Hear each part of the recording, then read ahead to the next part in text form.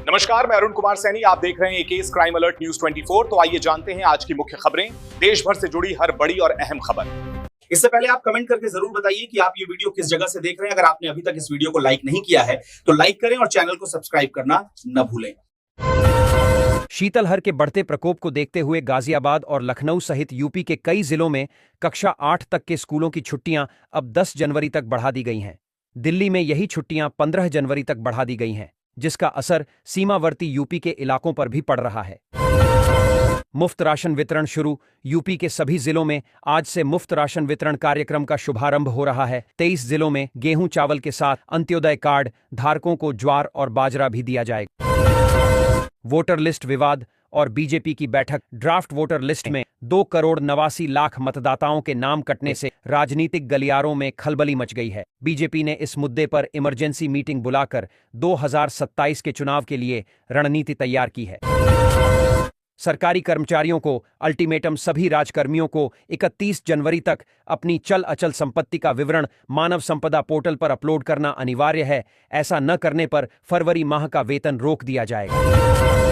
Assistant professor भर्ती निरस्त। योगी सरकार ने 910 असिस्टेंट प्रोफेसरों की भर्ती परीक्षा को पारदर्शिता बनाए रखने के लिए निरस्त कर दिया है। यह फैसला अभ्यर्थियों के भविष्य को ध्यान में रखते हुए लिया गया है। उत्तर प्रदेश के निजी आईटीआई संस्थानों के लिए नए संबद्धता मानदंड एफिलिएशन नॉर्म्स जारी किए गए हैं। 9 जनवरी को आयोजित एक राष्ट्रीय कार्यशाला में इन नियमों को पारदर्शी बनाने और कौशल विकास की गुणवत्ता बढ़ाने पर जोर दिया गया। संपत्ति बंटवारे में बड़ी राहत। अब यूपी में पारिवारिक संपत्तियों, कृषि, व्यावसायिक, औद्योगिक के बंटवारे पर स्टैंप ड्यूटी में बड़ी छूट दी गई है। केवल 5,000 रुपये के शुल्क पर दान या विलेख का पंजीकरण कराया जा सकेगा।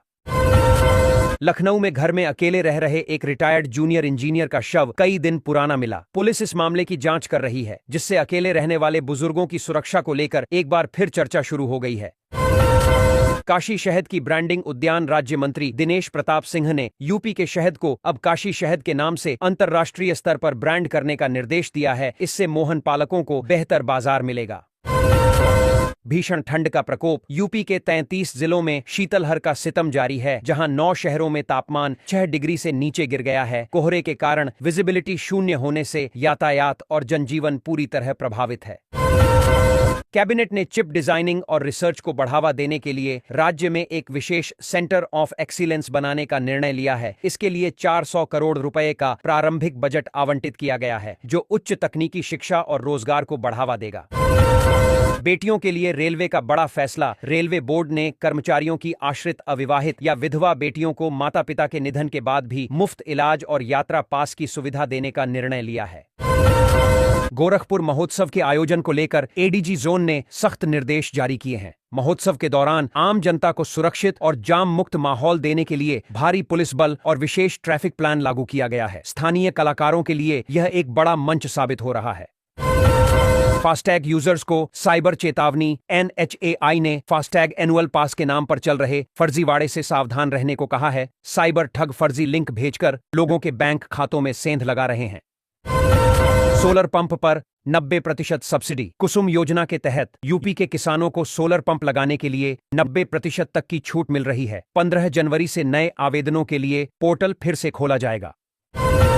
लखनऊ चारबाग स्टेशन का पुनर्विकास। चारबाग रेलवे स्टेशन को वर्ल्ड क्लास बनाने के लिए दूसरे चरण का काम शुरू हो गया है। नई डिजाइन में स्टेशन के ऐतिहासिक स्वरूप को बचाते हुए एयरपोर्ट जैसी सुविधाएं दी जाएंगी। मुख्यमंत्री योगी आदित्यनाथ की अध्यक्षता में हुई कैबिनेट बैठक में 13 महत्वपूर्ण प्रस्तावों को मंजूरी दी गई। इसमें उत्तर प्रदेश सेमीकंडक्टर नीति 2024 के तहत बड़ी कंपनियों को भारी प्रोत्साहन, सब्सिडी देने का ऐलान किया गया है। सरकार का लक्ष्य यूपी को वैश्विक इलेक्ट्रॉनिक्स और चिप निर्माण का केंद्र बनाना है। मिशन कर्मयोगी में शिक्षा विभाग अव्वल। ऑनलाइन ट्रेनिंग कोर्स पूरा करने में यूपी का स्कूल शिक्षा विभाग पहले और पुलिस विभाग दूसरे स्थान पर रहा है। लगभग 28 लाख कोर्स शिक्षकों द्वारा पूरे किए गए हैं। सहारनपुर में राष्ट्रीय ग्राम स्वराज अभियान के तहत ग्राम प्रधानों और पंचायत सदस्यों को डिजिटल और वित्तीय साक्षरता की ट्रेनिंग दी गई। इसका उद्देश्य पंचायतों को पेपरलेस बनाना और सरकारी योजनाओं को सीधे ग्रामीणों तक पहुंचाना है। शिक्षा मित्रों को जल्द मिलेगी खुशखबरी। बेसिक शिक्षा मंत्री संदीप सिंह ने भरोसा दिया है कि शिक्षा मित्रों के मानदेय में वृद्धि की मांगों पर मुख्यमंत्री जल्द ही बड़ा फैसला ले सकते हैं। गेहूं के एमएसपी में 160 रुपए की वृद्धि। केंद्र सरकार ने गेहूं का न्यूनतम समर्थन मूल्य बढ़ाकर 2,585 रुपए प्रति क्विंटल कर दिया है। इससे यूपी के अन्नदाताओं की आय में भारी वृद्धि होने की उम्मीद है। यूपी बोर्ड, प्री बोर्ड और प्रैक्टिकल 10वीं और 12वीं की प्रयोगात्मक परीक्षाएं 24 जनवरी से शुरू होंगी। तैयारी के आकलन के लिए 15 जनवरी से प्री बोर्ड परीक्षाएं आयोजित की जा रही हैं। यूपी एटीएस की माघ मेले में तैनाती। प्रयागराज माघ मेले की सुरक्षा व्यवस्था को अभेद्य बनाने के लिए एटीएस के कमांडो तैनात कर दिए गए हैं। श्रद्धालुओं की सुरक्षा के लिए सीसीटीवी और ड्रोन से निगरानी हो रही है। पीएम किसान की 22वीं किस्त। नए साल में करोड़ों किसान अगली किस्त का इंतजार कर रहे हैं। फरवरी के पहले पखवाड़े में पात्र किसानों के खाते में 2,000 रुपए आने की प्रबल संभावना है। पेंशन राशि में बढ़ोतरी। सरकार ने वृद्ध, विधवा और दिव्यांग पेंशन की राशि में 200 से 1,000 तक की वृद्धि की है। महंगाई के इस दौर में यह गरीब तबके के लिए बड़ी राहत मानी जा रही है। बहराइच में तेंदुए का आतंक। सुजौली इलाके में एक युवक ने करीब 10 मिनट तक तेंदुए से संघर्ष कर अपनी जान बचाई। ग्रामीणों में तेंदुए के लगातार हमलों से भारी दहशत का माहौल है। पीएम आवास योजना 2026 सर्वे। कच्चे और असुरक्षित घरों में रहने वाले परिवारों के लिए नए ग्रामीण आवास सर्वे की प्रक्रिया शुरू हो गई है। पात्र लोग ब्लॉक स्तर पर आवेदन जमा कर सकते हैं।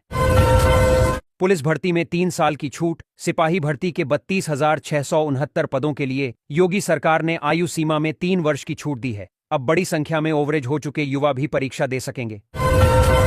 यूपीपीएससी के 15,000 पदों पर भर्ती। प्रदेश में पीएससी बल को मजबूत करने के लिए 15,000 से अधिक पदों पर सीधी भर्ती की प्रक्रिया जल्द शुरू होगी, जिसमें महिला वाहिनियां भी शामिल हैं। यूपी रोडवेज की नई स्लीपर बसें। परिवहन निगम ने लखनऊ से दिल्ली और वाराणसी के लिए 50 नई अत्याधुनिक स्लीपर बसों का बेड़ा शामिल किया है। इन बसों में सुरक्षा के लिए पैनिक बटन और सीसीटीवी कैमरे लगे हैं। वाराणसी क्रूज पर्यटन में रिकॉर्ड वृद्धि। काशी में गंगा नदी में चलने वाले क्रूज और नौका विहार से इस साल रिकॉर्ड राजस्व प्राप्त हुआ। प्रशासन अब पर्यटकों के लिए नई वाटर टैक्सी शुरू करने पर विचार कर रहा है। नए बिजली कनेक्शन पर छूट। राज्य विद्युत उपभोक्ता परिषद ने नए स्मार्ट प्रीपेड मीटर कनेक्शन पर 900 रुपये की छूट देने की मांग की है, ताकि गरीब उपभोक्ताओं पर बोझ कम हो सके। नाबार्ड की 6,400 करोड़ की सौगात। यूपी के बुंदेलखंड और पूर्वांचल में सिंचाई व्यवस्था को बेहतर बनाने के लिए नाबार्ड ने करोड़ों की धनराशि मंजूर की है, जिससे कृषि उत्पादन बढ़ेगा। भारत बना सबसे बड़ा चावल उत्पादक। कृषि मंत्री शिवराज सिंह चौहान ने जानकारी दी कि भारत 15 करोड़ टन उत्पादन के साथ चीन को पछाड़कर दुनिया का शीर्ष चावल उत्पादक देश बन गया है। रेलवे में नई भर्ती का अवसर। रेलवे भर्ती बोर्ड ने आइसोलेटेड कैटेगरी के विभिन्न पदों के लिए 31 जनवरी तक आवेदन मांगे हैं। इसमें 40 वर्ष की आयु तक के अभ्यर्थी भाग ले सकते हैं। बिजली बिल सरचार्ज में 100% माफी। घरेलू और छोटे दुकानदारों के लिए बिजली बिल के ब्याज पर पूरी छूट दी जा रही है। उपभोक्ता किस्तों में अपना बकाया बिल जमा कर सकते हैं। आयुष्मान कार्ड ई-केवाईसी अनिवार्य। अब बिना आधार आधारित ई-केवाईसी के आयुष्मान कार्ड पर इलाज की सुविधा नहीं मिलेगी। पुराने कार्ड धारकों को भी यह प्रक्रिया तुरंत पूरी करनी होगी। डीजी शक्ति मुफ्त टैबलेट योजना। तकनीकी और स्नातक के छात्रों को डिजिटल रूप से सक्षम बनाने के लिए सरकार मुफ्त स्मार्टफोन और टैबलेट बांट रही है। अब तक लाखों छात्र लाभान्वित हुए हैं। 8 लाख नए राशन कार्ड। यूपी में लंबे समय से फंसे 8 लाख नए राशन कार्डों के वितरण का रास्ता साफ हो गया है। पात्र लाभार्थियों का सत्यापन कर कार्ड जारी किए जा रहे हैं। यूपी के 5 शहरों में रोजगार महाकुंभ। लखनऊ, गोरखपुर और वाराणसी सहित प्रमुख शहरों में 9 जनवरी से मेगा रोजगार मेले शुरू हो रहे हैं। 100 कंपनियां करीब 10,000 युवाओं को नौकरियां देंगी। सोने चांदी के भाव में बड़ी गिरावट। अंतर्राष्ट्रीय बाजार में हलचल। बीच सोने दाम 1,200 रुपये से अधिक गिर 1,35,430 रुपये 10 ग्राम पर आ गए। गौशालाओं का स्मार्ट ऑडिट। यूपी सरकार ने सभी सरकारी गौशालाओं का जियो टैगिंग और डिजिटल ऑडिट शुरू कर दिया है।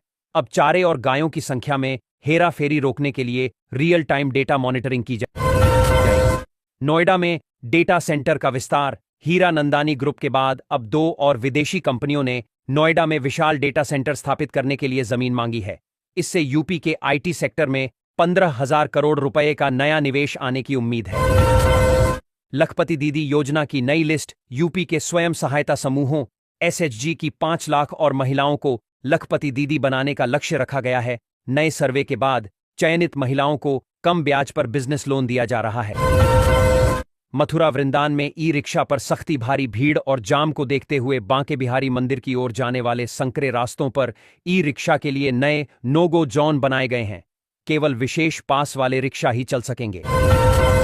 साइबर फ्रॉड के खिलाफ प्रतिबिंब ऐप यूपी पुलिस ने जालसाजों को ट्रैक करने के लिए प्रतिबिंब ऐप का इस्तेमाल तेज कर दिया है। पिछले 24 घंटों में जामताड़ा और नूह से जुड़े 12 ठगों को यूपी के विभिन्न जिलों से गिरफ्तार किया गया। आयुष यूनिवर्सिटी गोरखपुर का अपडेट। महायोगी गुरु गोरखनाथ आयुष विश्वविद्यालय में नए सत्र से आयुर्वेद के साथ साथ योग और प्राकृतिक चिकित्सा के विशेष डिप्लोमा कोर्स शुरू किए